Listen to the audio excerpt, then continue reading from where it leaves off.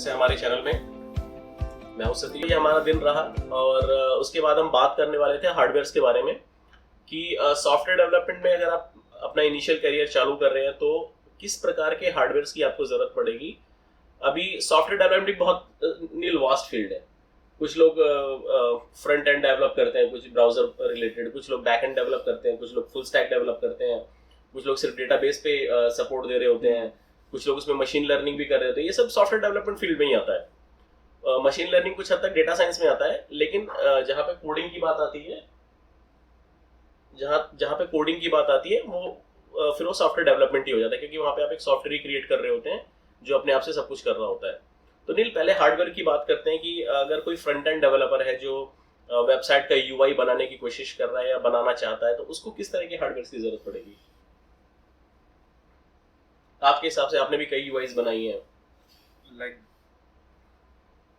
Beginner हो बंदा तो i5 तो चलेगा, और 9th generation i5 9th generation अच्छा रहेगा। मतलब ओके, लाइक जब रन करेगा तो i5 9th जनरेशन में मतलब कितने कोर्स, मतलब i5 9th जनरेशन में 4 कोर होते हैं, 4 या मेरे ख्याल में 6, सॉरी हाँ कोर अपने सर देखने जाए तो लाइक अगर PHP भी कर रहा है तो लाइक वो होस्टिंग के लिए वो सर्वर लेगा, बराबर XAMPP पे कुछ, बराबर तो वो टाइम पे उतना लोड नहीं होगा। इन केस अगर आप ASP पे जाते हो तब आपको चाहिए, मतलब वो IS सर्वर है वो खुद मतलब पूरा सिस्टम चूसेगा। ओके तो मतलब अगर आप बेसिकली IS सर्वर, अगर आप ASP.NET पे जाते हैं तो जाहिर सी बात है आप लोग विजुअल स्टूडियो यूज कर रहे होंगे या विजुअल स्टूडियो कोड यूज कर रहे होंगे। तो विजुअल स्टूडियो जो हमारा एप्लीकेशन है, जो हमारा नहीं, माइक्रोसॉफ्ट का एप्लीकेशन है, ये बहुत हैवी एप्लीकेशन होती है। कम से कम 1 GB रैम तो ये अकेले कंज्यूम कर लेती है। तो अगर आप ASP.NET के पेजेस बनाने जा रहे हैं, विजुअल स्टूडियो का यूज कर रहे हैं, तो कम से कम आपके पास अगर हम प्रोसेसर की बात करें तो 4 कोर आपके पास प्रोसेसर होना चाहिए at least. This is bare minimum. अब वो 8th जनरेशन का आप ले लें प्रोसेसर या 9th जनरेशन का ले लें, 10th में तो i5 में 6 कोर्स भी आते हैं। तो एटलीस्ट आपका प्रोसेसर के नाम पे आपको 4 कोर प्रोसेसर तो चाहिए ही, जिसकी बेस फ्रीक्वेंसी एटलीस्ट 3.5 गीगाहर्ट्ज हो। फिर उसके बाद रैम है, उसके बाद रैम मिनिमम 8 GB हो तो अच्छा है। ओके, मिनिमम 8 GB हो। 8 GB और रिकमेंडेड कितना बोलोगे? मिनिमम तो चलिए 8 GB हो गया काम चलाने के लिए, लेकिन अगर आप देखो कि विंडोज अपने आप में 4 GB रैम ले लेती है, विजुअल स्टूडियो 1 GB रैम ले लेगा, उसके बाद आपका IIS सर्वर चलेगा वो कुछ रैम ले लेगा, आपके पास ब्राउजर में कुछ टैब्स ऑलरेडी ओपन होंगे तो वो भी कुछ रैम कंज्यूम कर रहे होंगे, 2-3 आपने एक्सेल्स वगैरह ओपन कर रखे होंगे। तो इस तरह से अगर देखा जाए तो 8 GB में काम नहीं चलने वाला, बट दैट शुड बी 12 से 16 GB आपके पास रैम होनी चाहिए। 16 तो minimum, 16 is minimum. Like single slot हो, अगर 2 स्लॉट हो तो 8 का ले तो भी फुल हो जाएगा। इन केस फ्यूचर में आगे बढ़ना हो, बराबर, मतलब फुल स्टॉप लग जाएगा, तो बेटर है 16 GB की 1 स्टिक हो। तो आपके मदरबोर्ड में मतलब अगर 2 ही रैम स्लॉट है तो बेहतर है कि आप 16 GB की रैम स्टिक लीजिए। तो हमने बात की प्रोसेसर की, तो i5 आपके पास 4 कोर प्रोसेसर हो, बेस फ्रीक्वेंसी उसकी एटलीस्ट 3.5 गीगाहर्ट्ज हो, उसके अलावा रैम एटलीस्ट आपके पास 16 GB होनी चाहिए। ज़्यादा बड़ी एप्लीकेशन बनाते हैं तो और बजट आपके पास अच्छा है तो 32 GB रैम भी ले सकते हैं, लेकिन 16 GB इज बेयर मिनिमम। उसके अलावा SSD तो प्राइम रिक्वायरमेंट है, मतलब पूरा लोडिंग में कुछ भी अगर आपको फाइल अगर आपको मतलब हार्ड ड्राइव से कोई भी डेटा लेना है या डेटा वापस थ्रो करना है, अपनी एप्लीकेशन कंपाइल करनी है, किसी एप्लीकेशन को बैकएंड में रन करना है, तो आपके पास बेयर मिनिमम SSD तो होना ही चाहिए। हार्ड ड्राइव की तो आजकल के जमाने में कोई फायदा नहीं है, कोई मतलब नहीं है, खाली स्टोरेज के लिए, सिर्फ स्टोरेज के लिए। मतलब एप्लीकेशन बन जाए तो वहाँ पे आप स्टोर करने के लिए डाल सकते हैं कि आपकी एप्लीकेशन रेडी है, बट SSD का तो कोई तोड़ नहीं है, वो तो लेना ही पड़ेगा, वो तो रिक्वायर्ड ही है।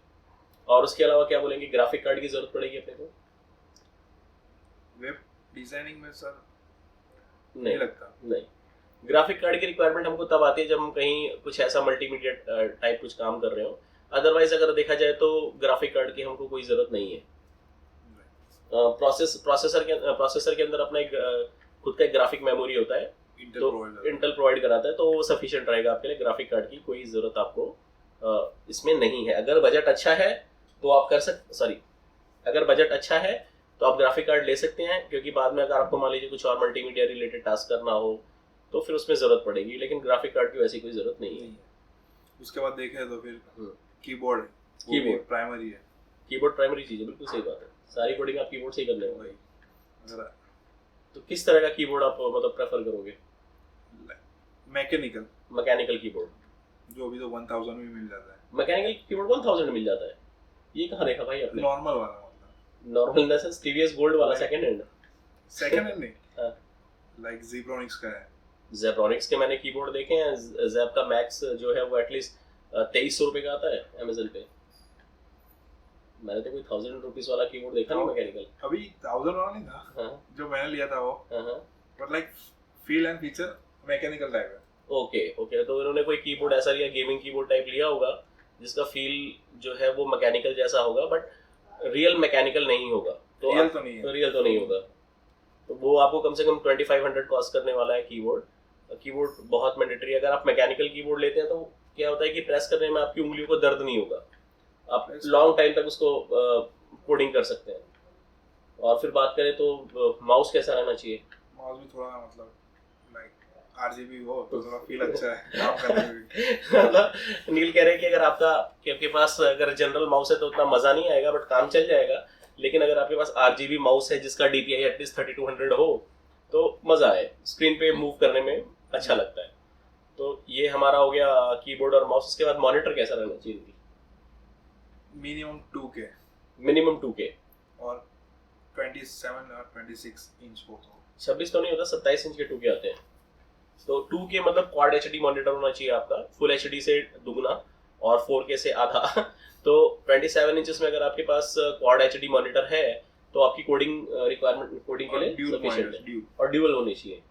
ओके, सिंगल में मतलब अगर देखने जाए तो वन साइड मतलब अपना वेब पेज होगा बराबर जो ब्राउजर में रन करेगा, और यहाँ पे अपनी कोडिंग होगी। राइट। तो इनकेस मतलब इंप्रूव करना हो स्पीड को, मतलब फास्ट देखना हो यहाँ पे, राइट, तो मतलब कॉम्बो अच्छा रहेगा। बराबर। अगर आपके पास 2 मॉनिटर है तो एक में आप देख सकते हैं कि रिजल्ट क्या आ रहा है, और एक में आप पैरेलल कोडिंग कर सकते हैं।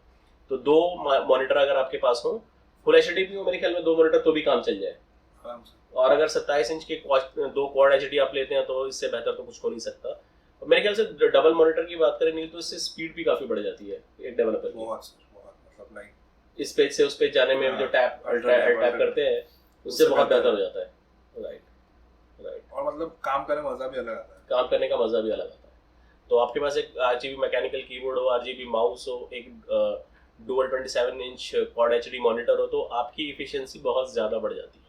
तो ये कुछ हमारी बेसिक रिक्वायरमेंट थी। मदरबोर्ड के बारे में अगर हम कैबिनेट के अंदर की बात करें तो मदरबोर्ड जो हमारा होना चाहिए एटलीस्ट वो 4 स्लॉट रैम सपोर्ट करता हो तो ज़्यादा बेहतर है, क्योंकि इनकेस अगर आपको कभी फर्दर अपग्रेड करना पड़े तो वो भी आप कर सकते हैं। बट 2 स्लॉट भी हो तो काम चल जाए, क्योंकि 1660 GB की 2 स्टिक हम डाल सकते हैं उसमें। तो अगर आप डेवलपर हैं जो फ्रंट एंड डेवलपमेंट करना चाहते हैं तो आपके लिए इतना जो PC कॉन्फ़िगरेशन है वो सफिशिएंट रहेगा। इसके अलावा कुछ लोग होते हैं नील जो डेस्कटॉप एप्लीकेशंस बना रहे होते हैं, वो और हैवी हो जाती हैं। तो उसके लिए भी यही कॉन्फ़िगरेशन रहेगा या कुछ और इसको बढ़ा सकते हैं या बढ़ाना पड़ेगा? उसके लिए रैम बढ़ा सकते हैं, प्रोसेसर यही काम कर जाएगा। तो अगर आप डेस्कटॉप एप्लीकेशन बनाते हैं, कोई बड़ी एप्लीकेशन बनाते हैं, .NET पे बनाते हैं, जावा पे बनाते हैं या पाइथन पे बनाते हैं, तो आप थोड़ा सा रैम अपग्रेड कर लीजिए और CPU प्रोसेसर अगर यही रहेगा तो भी काम चलेगा आपका। और मान लीजिए नील कुछ लोग होते हैं जो डेटाबेस वगैरह पे काम कर रहे होते हैं, उनको ये फ्रंट एंड वाला जो हम डिस्कस कर रहे थे वो काम चल जाएगा मेरे ख्याल से, क्योंकि डेटाबेस इतना लोड नहीं लेता है। डेटाबेस लोड लेता है, जितना डेटा बढ़ेगा तो मतलब सर्वर पे उतना लोड बढ़ेगा। लेकिन अगर SQL आपके PC में इंस्टॉल नहीं है, डेटाबेस जो आपके PC में इंस्टॉल नहीं है वो कहीं और लोकेशन पे है तो कोई दिक्कत नहीं। तो अगर आप डेटाबेस भी आपके लोकल PC पे है जहाँ पे आप यूज़ कर रहे हैं तो शायद आपको कुछ अपग्रेड करने की ज़रूरत पड़े, प्रोसेसर वगैरह या रैम वगैरह। लेकिन अगर डेटाबेस सर्वर अलग है और आपका PC अलग है, क्लाइंट PC है जहाँ से आप सिर्फ डेटा को एक्सेस कर रहे हैं, तो ज़्यादा कॉन्फ़िगरेशन की इसमें ज़रूरत नहीं है। जो हमने फ्रंट एंड कॉन्फ़िगरेशन की बात की थी पहले, उतना ही सफिशिएंट रहेगा।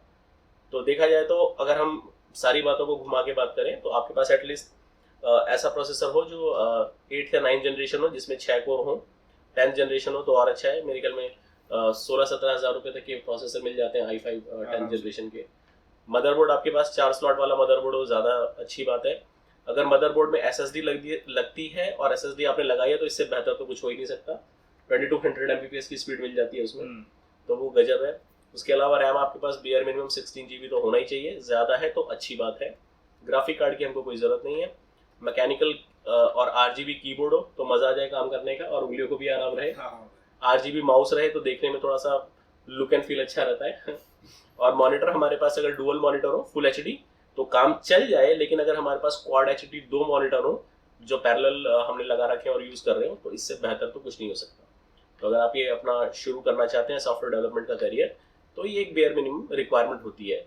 इसके अलावा नील, अगर हम बात करें डेस्कटॉप और लैपटॉप की, तो आप किसको ज़्यादा प्रेफरेंस देंगे एज अ सॉफ्टवेयर डेवलपर जितना भी आपने टाइम स्पेंड किया है, लैपटॉप को या डेस्कटॉप को? Most of the time desktop, like most of काम उस पे ही होता है, डेस्कटॉप पे। लैपटॉप का भी बेनिफिट है, लाइक उसको लेके मतलब कहीं भी मतलब बैठ सकते हैं, काम रिमोट हो सकते हैं आप। यस, रिमोट कहीं भी आपने अपना, देखिए अगर आप सॉफ्टवेयर डेवलपमेंट करते हैं तो डेस्कटॉप पे अगर आप काम करें तो आपकी प्रोडक्टिविटी बढ़ जाती है, क्योंकि आपको डेस्कटॉप स्पीड देता है। लेकिन अगर बात करें रिमोट लोकेशंस पे बैठ के काम करने की, आपको कुछ छोटे मोटे कोड लिखने हैं और कुछ बग्स वगैरह फिक्स करने हैं, सपोर्ट देना है, तो लैपटॉप की बहुत ज़रूरत रहती है। तो इन 2 सिनेरियोज में आपका जो है लैपटॉप यूज में आता है, अगर आपको सपोर्ट देना हो, रिमोट लोकेशंस पे काम करना हो, और अगर आपको कहीं पे कुछ प्रेजेंटेशन वगैरह देना हो अपने एप्लीकेशन का। लेकिन अगर कोर डेवलपमेंट की बात करें तो डेस्कटॉप ही बेस्ट रहता है। एकदम सही। तो अगर आप अपना सॉफ्टवेयर डेवलपमेंट का करियर चालू करना चाह रहे हैं तो ये हमारी तरफ से कुछ सजेशंस रहेंगे। हमारे पास एक अच्छा लंबा चौड़ा एक्सपीरियंस है सॉफ्टवेयर डेवलपमेंट का। हर तरह की एप्लीकेशंस हमने डेवलप की हैं, फ्रंट एंड, डेस्कटॉप, ऑटोमेशन और डेटा साइंस, इस सब पे हमने काम किया है, और ये हमारी तरफ से रिकमेंडेशंस आपके लिए रहेगी। तो आज के लिए दोस्तों इतना ही, आज के लिए साइन ऑफ करते हैं। आपसे कल फिर मिलते हैं, कल के दिन भर की चर्चा के लिए और कुछ और एक सीक्रेट टॉपिक पे, एक इंटरेस्टिंग टॉपिक पे हम कल बात करेंगे। तो वो हम आपको बाद में जब बात करेंगे तभी हम आपको बताएंगे। और ये वीडियो कैसा लगा आपको? हाँ, कमेंट करना। और ये वीडियो आपको कैसा लगा, हमारी कोशिश कैसी थी, हम पहली बार कैमरे पे आ रहे हैं और हमको तो पता भी नहीं ऐसा व्लॉग मतलब कैसा करना चाहिए। तो बस जो दिन में हमारा चल रहा है बस वही हम रिकॉर्ड कर रहे हैं। तो अगर आपको आपके कुछ सजेशंस हो, या अगर आपको लगता है कि कुछ सुधार की जरूरत है, या कुछ किसी टॉपिक पे आप हमसे बात करना चाहते हैं, आप राय लेना चाहते हैं, तो प्लीज आप हमको कमेंट सेक्शन में बता सकते हैं। तो आज के लिए हम साइन ऑफ करते हैं। Thank you.